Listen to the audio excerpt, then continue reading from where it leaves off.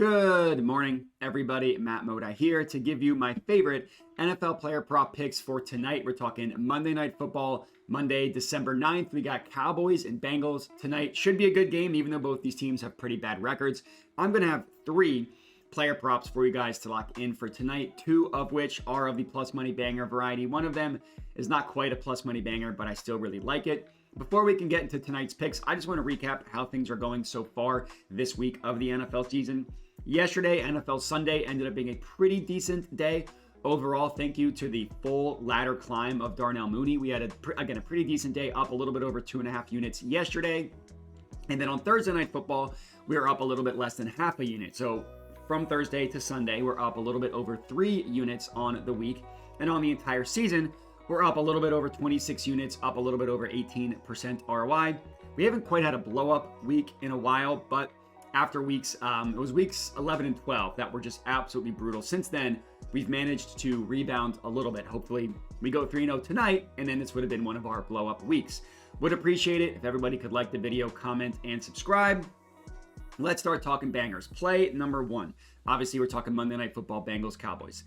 Jamar Chase, over 78.5 receiving yards, minus 110 odds at bet 365. Normally, you know I would love to pump this bad boy up and get plus money odds, but it didn't really make sense from an odds perspective, right? Like we're taking the over 78.5 at minus 110. The next closest plus money price, a little bit of a tongue twister there, was 90 plus. But the odds weren't good enough for over a 10-yard difference. So I'm sticking with the minus money over 78.5 regardless. I love this play backing Jamar Chase. You know, logic would dictate that you should pump this up to 100 plus because Jamar has been long been a boomer bust, hit or miss type of player. But he's actually been very, very consistent. If you look at the games in which T. Higgins has also played, right? That makes sense. Higgins on the other side of the field takes away some of the coverage away so they can't just solely focus on Jamar Chase like we've seen defenses do in games that T. Higgins missed. So he's played 7 games this year, Jamar Chase with T. Higgins, 7 games. He's gone over this number in 4 of 7 games, but he's averaging almost 100 yards per game. He's averaging 97.7, and of the 3 games in which he went under, 2 of them he came incredibly close, 72 and 75 receiving yards. So you're basically saying the floor is 70 receiving yards with T. Higgins and Jamar Chase in the lineup. Obviously, the 70 receiving yards being for Jamar Chase. And even the game that didn't hit 70, he had 55. So it wasn't like he had the games which we've seen with Jamar Chase without T. Higgins, where the bottom just completely drops out on him. We haven't seen that at all. And looking at the matchup here, the Cowboys' passing defense isn't the worst passing defense in the NFL, but they're definitely not good, and they're definitely not a defense to be scared of. Since week 6, the Cowboys are allowing the 10th most receiving yards per game, specifically to wide receivers, and they have the 21st ranked passing defense, according to DVOA. The biggest issue with the Cowboys and why I like Jamar Chase so much tonight is their biggest issue is allowing chunk yardage, allowing big plays. The Cowboys defense is allowing the 3rd highest yards per attempt, the 2nd most yards after yards after catch, the 2nd highest first read target rate, and on average, the 3rd highest pass rate over expectation. So basically, teams are passing against the Cowboys over expectation. There's a lot of talk about how bad their run defense is, which it is really bad, but teams are choosing to pass the ball against the Cowboys to get a lead and then run from there. And Jamar Chase is obviously having an excellent season. All those stats about where the Cowboys defense is weak lines up perfectly with Jamar Chase. Jamar Chase, he leads the NFL in total receiving yards. He's 2nd in receiving yards per game. He's 6th in yards per target. He's number 1 in the yards after catch. That's a real problem with the Cowboys defense that isn't that good at targeting. He's also got the 5th most first read targets as well. So the Cowboys defense is allowing a lot of first read targets. Jamar Chase is the beneficiary of being the first read target a lot of the times. I'm pretty confident he's going to have a good game tonight. That's play number 1. Play number 2, we're looking at CeeDee Lamb, 70 plus receiving yards, plus 108 odds at FanDuel. So the second pick of the evening is also targeting another superstar wide receiver to have a good game against a bad passing defense. You know, probably sounds kind of funny. I do all this research, I give you all these stats, and then who are we backing? Jamar Chase and CeeDee Lamb, but that's just kind of how things go. Sometimes I like to target a nasty boy. That's not what's happening tonight.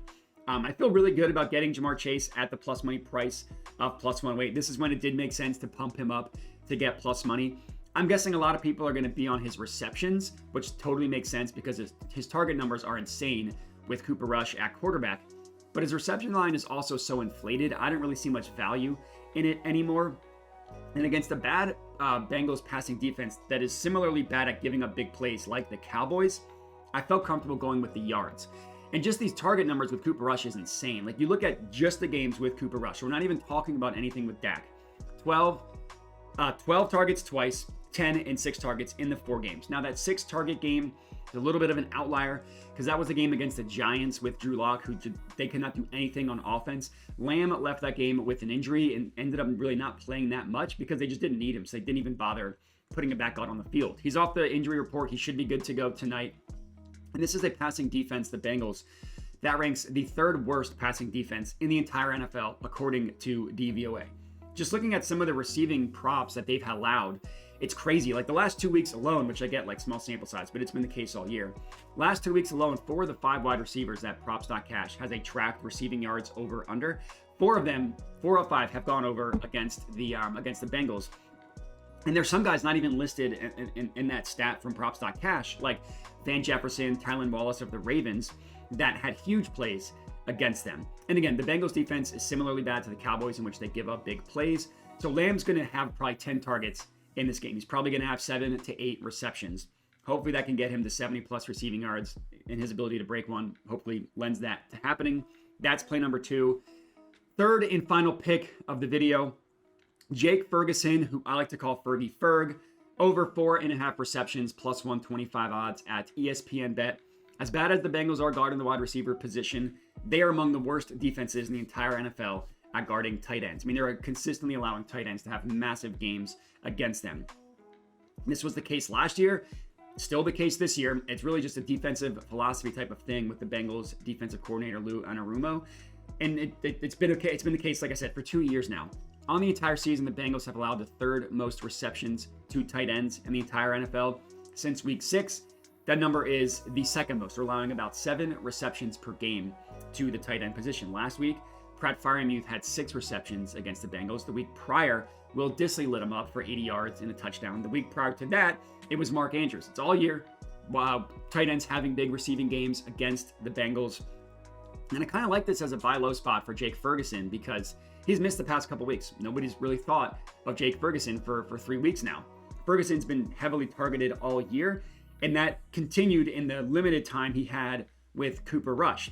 And what I like about Cooper Rush is that when Ferguson went out, Rush still heavily targeted the tight end position. It just ended up being Luke Schoonmaker as opposed to Jake Ferguson. But with Ferguson back in the lineup, I'm expecting all that work that was going to the Schoon man to go to Fergie Ferg. In the 3 games that Ferguson missed, Schoonmaker got at least 5 receptions in 2 of those 3 games.